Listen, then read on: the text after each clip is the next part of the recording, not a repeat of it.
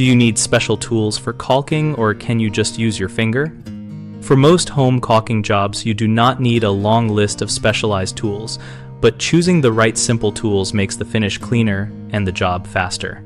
Start with a quality caulk gun and cut the nozzle at a shallow angle to match the bead size you need. Then puncture the inner seal with a long nail or the built-in tool that many caulk tubes include. Use painter tape on each side of the joint if you want a perfectly straight edge. Press the tape down firmly to stop bleed and remove it immediately after tooling while the caulk is still wet.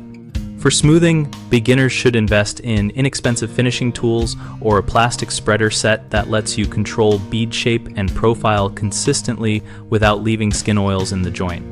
Experienced users can achieve a good finished bead by running a dry finger along the caulk with moderate pressure, keeping the finger moving to avoid gaps, and wiping it with a damp cloth between passes to remove buildup.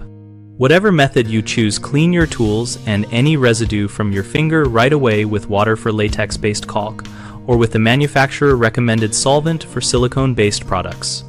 3 common mistakes are using the wrong bead size and forcing too much material into the joint, which leads to messy squeeze-out and poor adhesion, so cut the nozzle smaller and apply steady pressure on the gun for a controlled bead. A second issue is improper surface prep, such as leaving old caulk, dirt, or moisture in the joint, which prevents bonding, so always remove old material, dry the surface, and wipe with a solvent or alcohol if needed before caulking.